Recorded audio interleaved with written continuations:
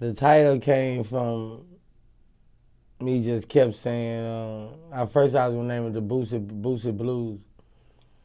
But out of nowhere, I was like the Boosie Blues Cafe. You know, it just sounded better. It sounded better than the Boosie Blues. I wanted to be like, and I felt by saying the Boosie Blues Cafe, it'll be my blues. You know what I'm saying? Instead of just the Boosie Blues, it'd be like, it's like the cafe is like everything went perfect with the cafe. That's why I went with Boosie Blues Cafe. As soon as I did it, I already knew how I was gonna shoot the album cover and everything. Everything was perfect. So this is something you came up with. Right. Now, are we gonna see something like this in real life, like a real blues cafe, or maybe have people even step to you and said, hey, maybe this is a business proposition maybe we could do? A couple of people done shot some things at me the last week. They were saying you should do a restaurant. You should do a restaurant / Boosie Blues Cafe.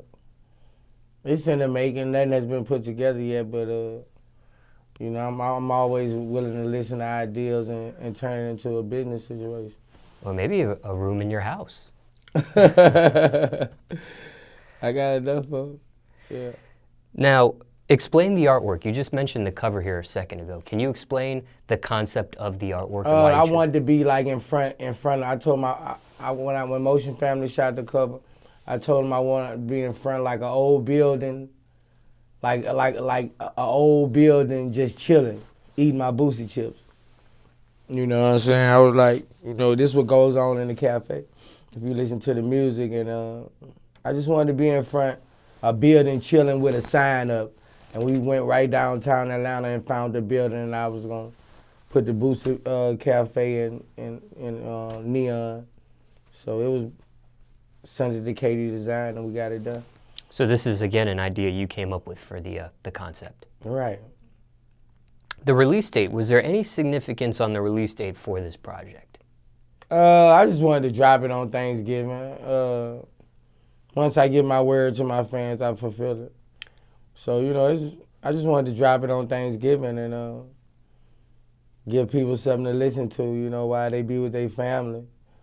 You know, it's real good music. Was this the first time you used the Thanksgiving release date ever in your history? I think so, yeah. I think so. Hindsight 2020, were you happy with that date that was chosen?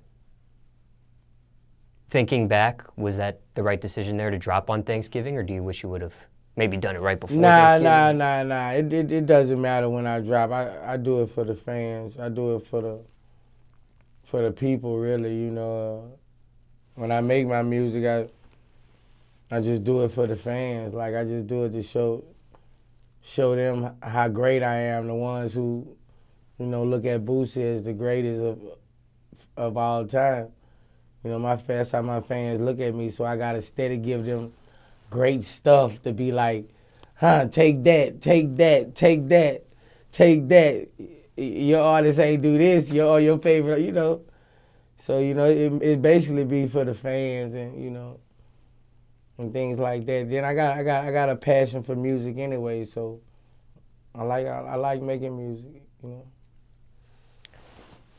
Now, somebody watching this, hearing about this project for the first time, or maybe they've seen the artwork and haven't had a chance to listen to the project yet. Can you describe, and we're going to detail some of the records in a little bit, but just overall, can you describe the overall sound of what they would hear on this project? You would just hear, you know, it's got a straight blues flow, but it got a little twist to it. It's just got a little Boosie twist to it. You know, I went with basically my in-house producers and Tyree Neal. I went with a couple more producers. These producers do blues beats, you know, for years. So it's not like it's blues, but it's just me telling my stories and putting a little sauce to it, and you know, putting a little You know, but it's not a rap album at all. It's a blues album. You know. First time you ever did something like this? Yeah, and I got the idea from Snoop because I saw Snoop did a gospel album. I was like, fuck, man, I could do a blues album. I know how to make blues. I've been around blues my whole life. So shout out to Snoop. Shout out to Snoop. That's why I was like, I'm finna make me a damn blues album. Watch this. You know, I already love singing the blues, so I was like, I'm finna try, and you know, and I became pretty good at it. Did you ever listen to his gospel album? Nah, I never listened to it. You just seen him release it? I just seen him release it, and I was like, you know, Snoop, I know I can do a blues album. You know what I'm saying? And Snoop just like me, you know, people love when we show our talent. People love our realness. So that's where I got the idea from. I was like, damn, I'm gonna drop me a blues album then. Yeah. When you said you got good at it, you were working on this on the side and perfecting it before you Nah, the first week or two I got good at it. Oh. Like that. Like after I did my first 2 songs, everybody was like, you know, first people was, you know, after the first 2-3 songs, they believed it. They wanted more, you know. You know, people doubted at first, but after you hear it, you be like, God damn. Then it's so real, you know what I'm saying? It's so real, bro. It's so, and you don't have to even be from, the blues states to like it. You know, I don't want people to think just because they don't know about blues, they won't like the CD. Because you might name it Boosie music, because you never heard blues. You might like a whole new kind of music. You might name it Boosie music, because you never heard blues before. You know what I'm saying? That makes me a diverse artist. I can do all kind of stuff. But I just want people to know that just because you never heard blues don't mean you shouldn't support it. And you should support it anyway, because I did this independent. This is all BadAzz Music Syndicate. You know, Atlantic and the labels, they ain't want this as, you know, one of my last projects. So, you know, all the people who out there, this the shit you need to support. This the fucking shit gonna help me eat. This what y'all need to go swipe y'all cards for, you know, and help us out. You know, you be talking, people be talking crazy. Why people go get deals? Because motherfuckers ain't buying y'all shit. You know, it's cool to listen to it. We love when y'all listen to it. But you gotta buy that shit. You know what I'm saying? We be needing motherfuckers to buy that shit. You said the record label didn't accept this as the last album. Did they say why, or they just didn't accept it? It's just a lot of bullshit. They ain't, I guess they don't believe in it. You know, but I keep going, you know what I'm saying? Smallz, I keep going, keep doing what I gotta do. You know, I got my own independent situation, so I eat both ways. I ain't really tripping. Yeah. Now, what's the feedback been to this project so far? Everybody love it. Everybody who done gave it a chance love it. You know, everybody who done gave it a chance love it, bro. Like, everybody here, they like, man, this motherfucker jamming, dog. Like, you know, it's a good project, and you don't have to fast forward not one song. Like, I'm Mr. Put Me In and Let Me Roll. Like, you don't have to fast forward none of my shit in the project.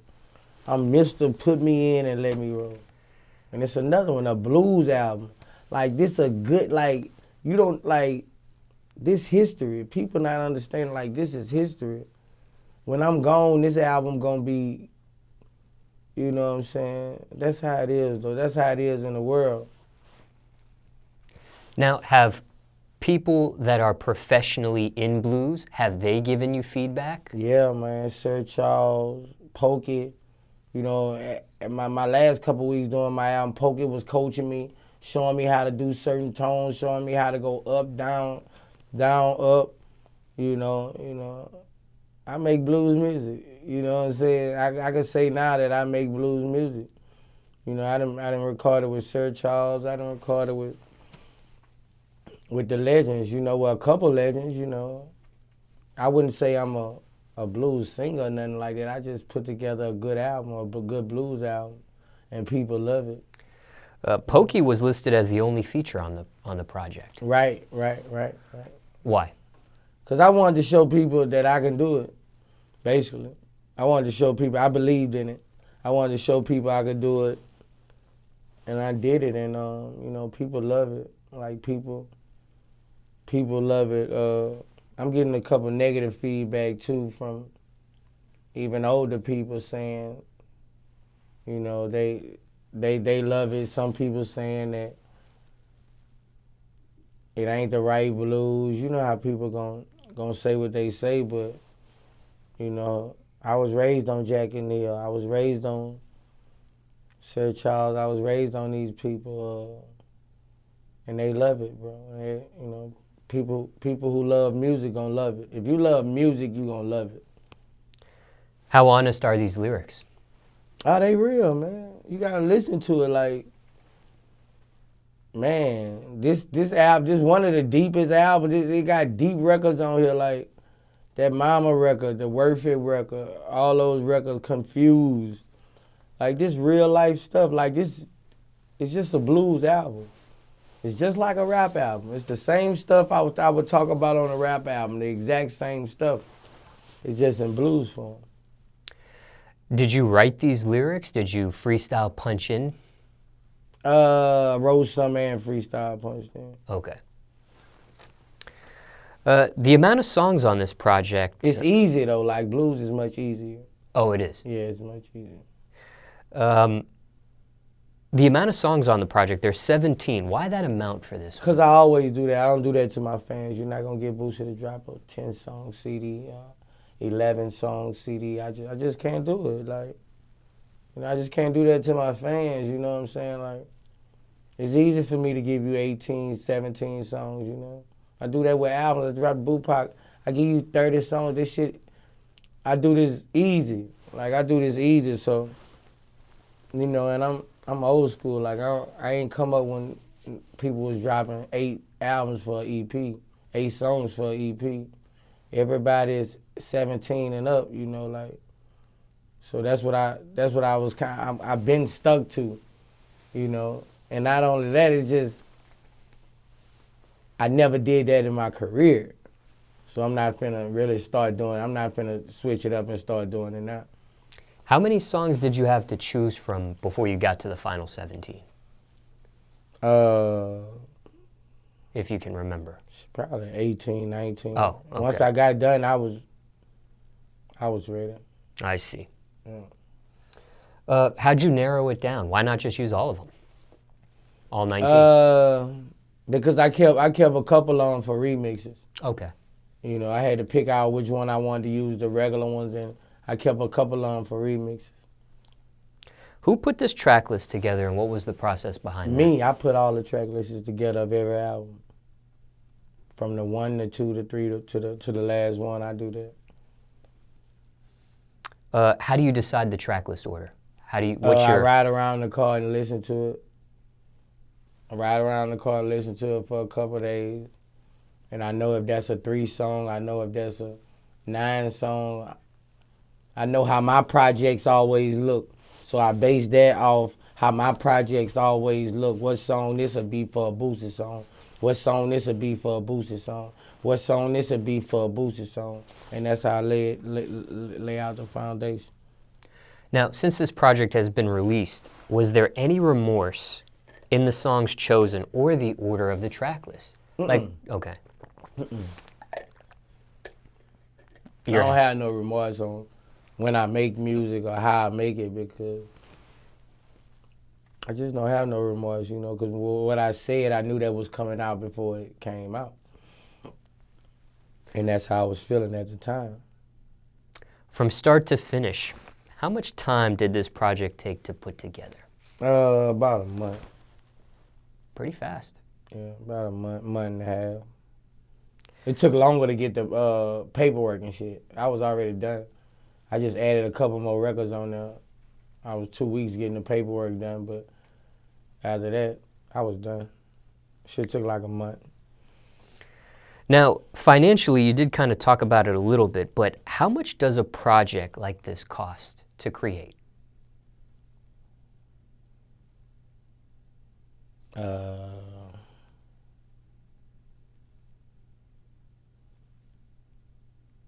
Say about 10, 15,000. Do you go over or under your budget? It depends. It depends. I don't really go over my budget for nothing because I got so many records. So if a producer acting tripping or something, I just put another record on there or scratch it out. I don't really go over my budget. I just know what like if I put out a tape and I'm doing it independently, I just know what I'm gonna pay every producer. You know what I'm saying? So I ain't gonna go over my budget. That amount of money, was it worth it? Yeah, it's independent. I put my shit out. I put my shit out on the distro kid. I get 100%. Yeah, that's the new way. The first song, Too Much For You, that was just basically me going in the studio saying I need an intro. I was gonna name it intro, but I ended up naming it just Too Much For You. I basically just went in and knocked it out. I freestyled it.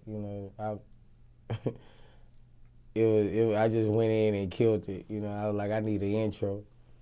That's why when they come on and say, welcome to the Boosie Blues Cafe, come in, sit down, have a drink, you know what I'm saying? Next record, On My Way, that was my first record. That was the first record I done. That started this whole project? That started the whole project. On my way to Mississippi, where everybody love me like whiskey.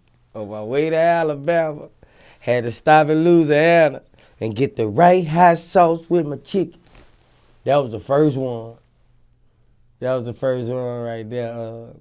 Confused, the next record, that was a deep record. That's part of the stuff I was going through at the time. Confused, that's another deep record. I like the second verse, how I was talking on there. I got that talking on there from Jackie Nia. She was so good at that. Number 4, I think Love Your Family. That one just came to me, man. I don't know where that one came from. That one just came to me. And it went viral. I put it on Instagram, me and my daughter dancing off it. And it went viral, so that record just based on how me and my family is.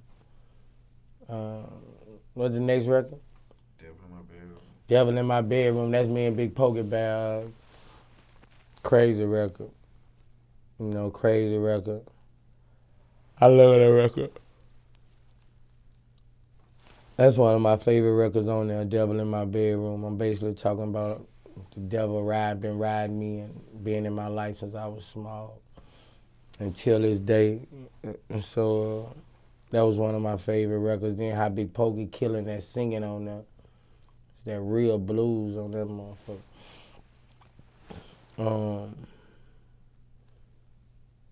What's the next record? Soul Snatcher. Soul Snatcher, another good blues record. Old women love that.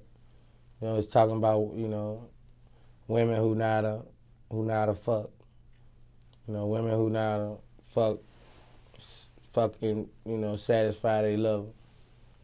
And, they got a lot of women like that. So that was I got a remix with that with Pokey Bear on it too, but Soul Snatcher, I like that record. What's the next one?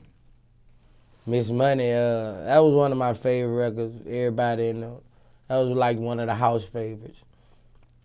Miss Money. I like that record too. It was one of the house favorites. It's basically talking about this girl who like money, like not that she like money, like she like money to me. You always want to be around her. You always, she make you happy. You know what I'm saying? She looking nice. Miss Money. Her name is Miss Money, because she make you feel like money make you feel. Money make me happy, you know what I'm saying? Money make me smile, you know what I'm saying? So that was one. Were you thinking about somebody personally on that record, or were you just figuratively speaking there? I was figuratively speaking. I wasn't basing that off nobody, because most of the Miss Moneys I done had like that tend not to make me smile like that. They tend to have a fucked up attitude or something. It'd be Miss Money at first. What's the next? Mama, I'm dropping a video Friday of that Mama. That's just a record I played. I was like, man, it's a blues album. I gotta do a song for your mama on the blues album. I went straight out the kitchen and told my producer, Jit, come on, nigga, let's tap up. Like, come on, nigga. 2 minutes. In an hour, it was done. Your mother obviously heard that song. Yeah. What was her reaction? I don't know. She done heard it now, but I don't know. She probably cried. It's a real deep song. I cried when I wrote it. When I ain't write it. I went in there and just harmonized it, but I had tears in my eyes when I was doing it. Yeah. That was emotional there. Yeah. You know how to have a good time. Oh, I know how to have a good time. That was one of my first 3 records I did. You know what I'm saying? That's when I say I could do it. That was probably the point when I said I could do it. When I did Know How to Have a Good Time, that was the first song that they played around the house daily. You know what I'm saying? That was the first song that everybody was like, yeah, he finna drop a blues album for real. We'll have a good time. And that's just basically our family, bro. My family, they know how to have a good time. Like when we go places, we gonna have fun and turn up, and I'm a crazy motherfucker. I'm gonna turn up the whole family. We got so much of us alike, and when we get together, we be lit. You share some of those moments on your Instagram. Yeah. Where I'm from, that record just came about in the studio. The beat came on, and I just started saying about 1 million miles from Cali. Not too far from Grambling. Then it just came, first I just had that about 1 million miles from Cali. Not too far from Grambling. Then that Where I'm From just came. That's where I'm from. No mercy, baby. That just came in the session, all us late night getting high, just listening to tracks.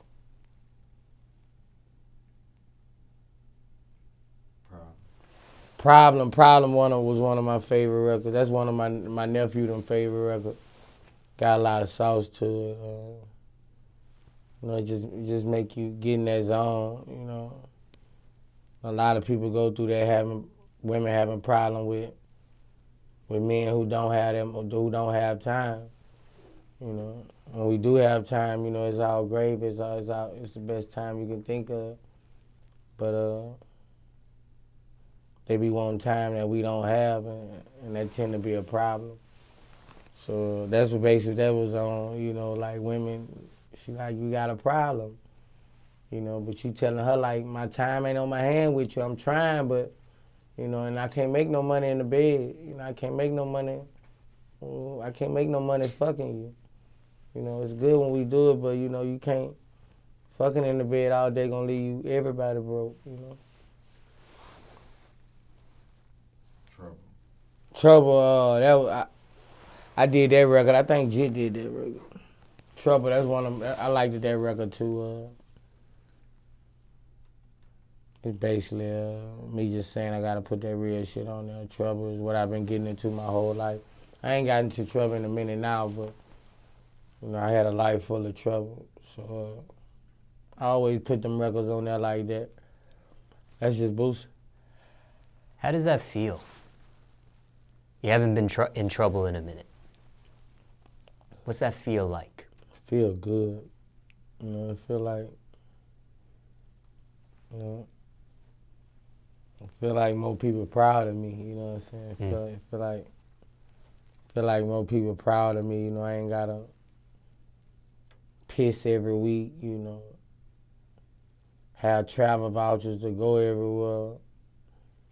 Just, I've been getting in trouble a long time, Smallz, and violating while I'm in trouble, I've been getting in trouble so long, like I learned to violate while I'm in trouble, whatever I gotta do to violate, so by me not being in that situation no more, to keep my guard up not to go back in that situation at all times too, but yeah, I'm just out here, getting to the money, Smallz. I'm getting to the money and trying to make greatness, You think people are surprised you've stayed out of trouble this long? Yeah, everybody's surprised.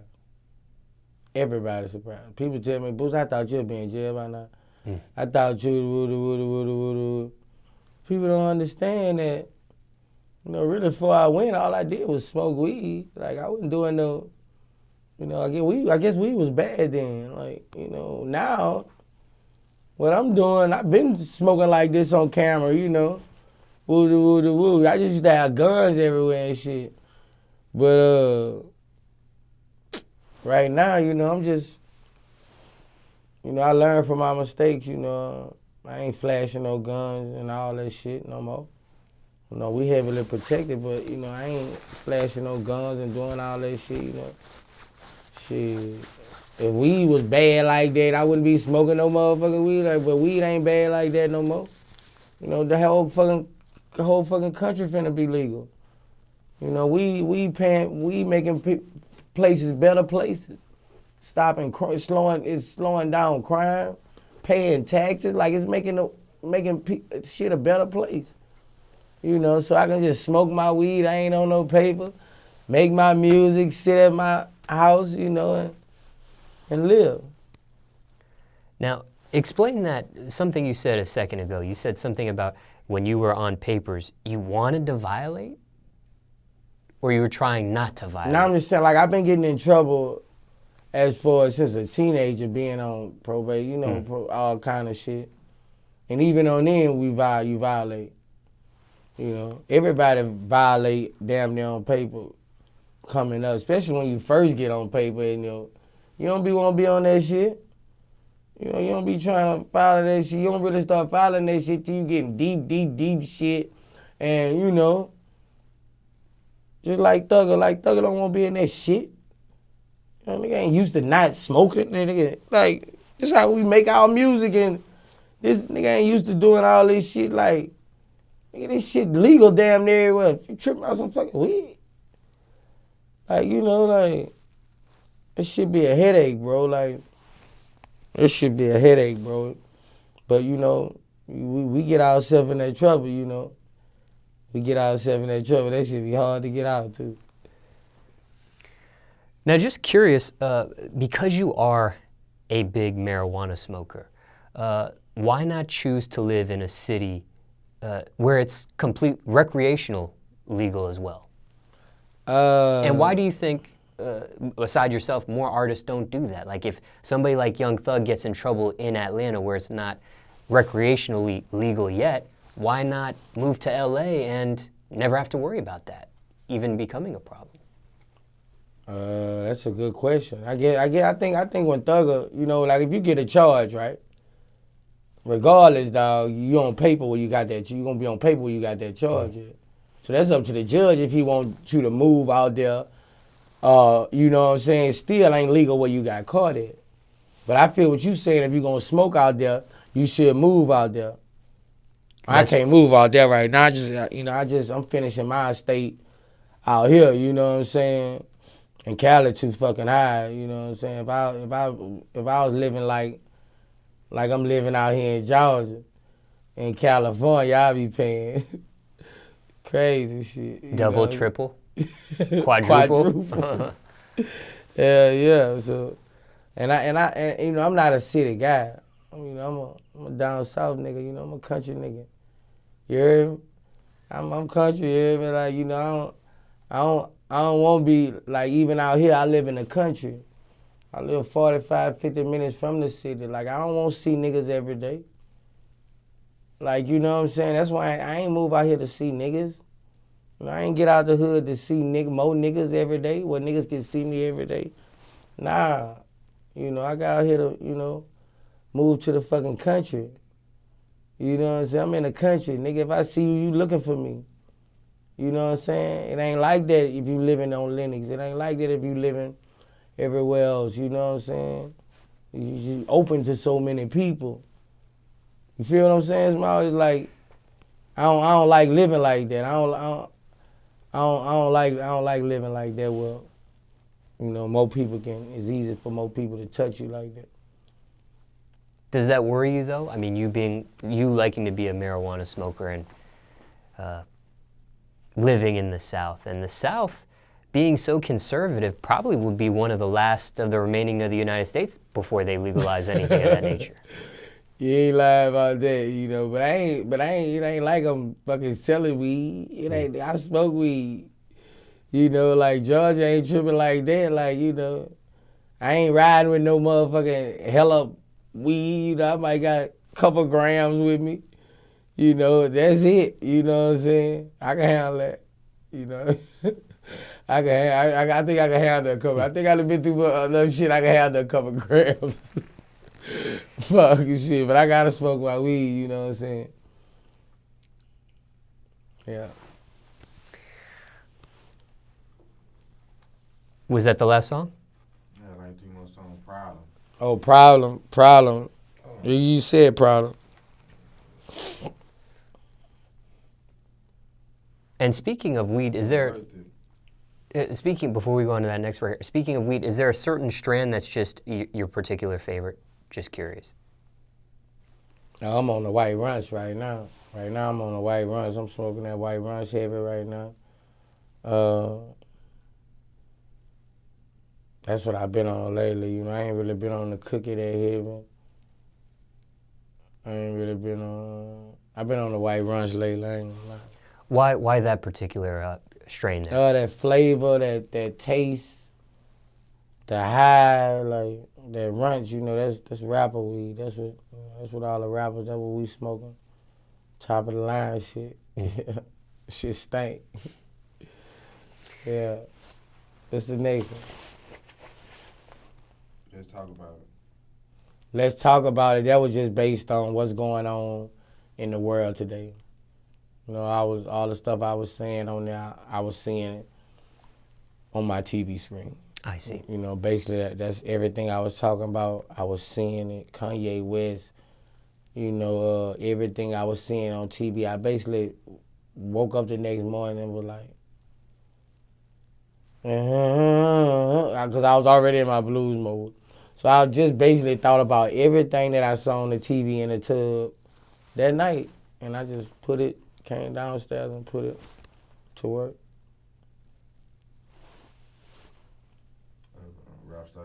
Rap star Heaven. Tupac and Biggie in the same section. I got that from Johnny Taylor, Soul Heaven. That's one of my favorite songs. I love Johnny Taylor. Johnny Taylor, a bad motherfucker.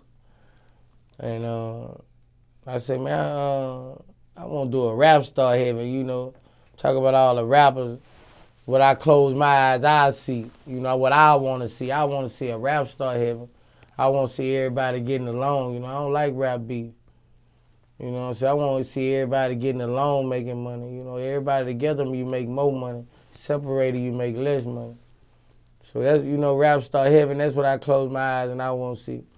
You know what I'm saying? Everybody together getting money, all the rappers on stage together.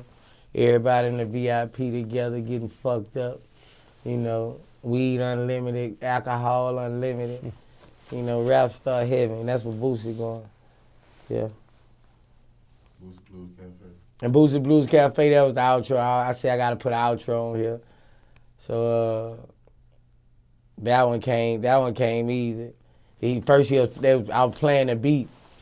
And I said the first beginning, and the first beginning was so hard. 'Cause I said,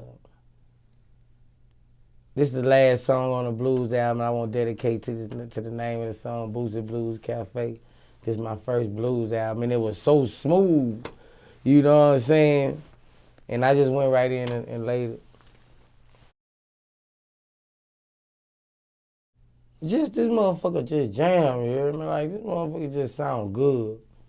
Like, it sound good, bro. Like, you can't knock it, bro. You can't knock it. We need everybody to just go support it, you know what I'm saying? We need everybody to just go support it. I don't care who you is.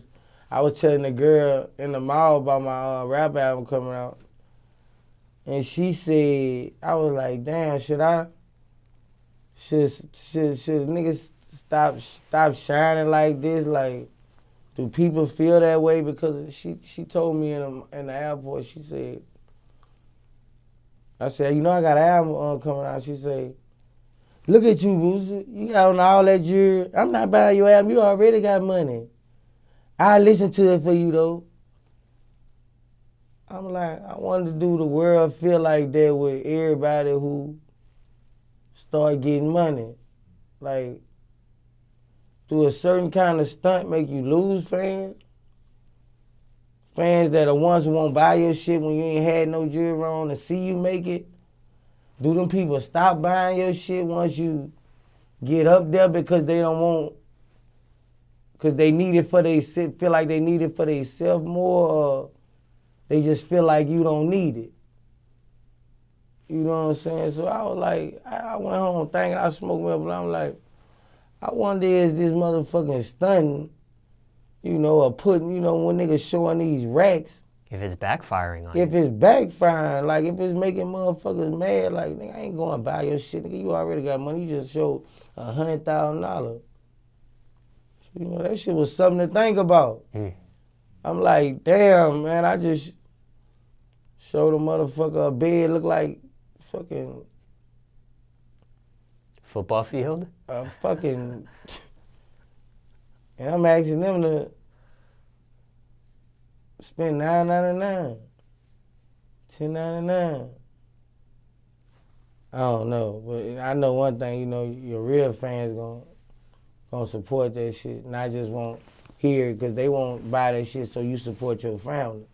That's what a real fan won't do. They just won't, they won't buy that shit so that shit support your family. You know, they like to see how you be with your family. A lot of people like to see how I be with my family. They know one thing, you buy my shit, that money going to them kids. You know what I'm saying? For real though, but I don't know. I'm just speaking. This was your debut blues album. Were you nervous at all? Nah. To release this? Nah. I'm never nervous. I always know I got good product. Like, I'm the dope man. Like, you know, like I always know I got good product. That's like being a dope. I'm dope man with music. I ain't saying with drugs, but that's the same thing with being a dope man on the corner. If you know you got good shit, it don't matter. That shit gonna go. If you know you got good shit, it don't matter. You gonna put that shit on the street. Cause you know one thing, you got good shit. And I know I always got good shit, and I just make that shit like that. You always get booked for shows. Have you Right. performed any of these songs yet? Yeah, I started last week performing a couple records out the blues album. What's been the response performance-wise? They just bobbing their head looking, they just bobbing their head looking, they feeling it though. They feeling the words and everything. But it's my first album, you know, I don't really know the reaction. You know, I'm finna start doing concerts. You know, I got a couple calls, but you know, I do rap, you know what I'm saying? But I go rock a couple shows, you know what I'm saying? They pay me some money, you know that. I'm about my bread. Now, you mentioned a few names in regards to this project. Anybody else, though, you want to shout out that you didn't name that may have helped you with this? Jackie Neal. Jackie Neal is a blues legend. She got murdered in Baton Rouge some time back, 2007. And that was one of my favorite blues artists, Jackie Neal. Bitch ass nigga murdered her. And her nephew, Tyree Neal, you know, he did like 4 or 5 tracks on the blues album. Might have did more than that. Shout out to Tyree Neal, but Jackie Neal, you know, I come up listening to Jackie Neal. You know what I'm saying? I get a lot of my blues swag from Jackie Neal, cause you know Jackie Neal she a legend, and she a Baton Rouge legend. Yeah. Anybody else? Just her? Jackie Neal, Johnny Taylor, Sir Charles. Can't forget Sir Charles. Big Poker.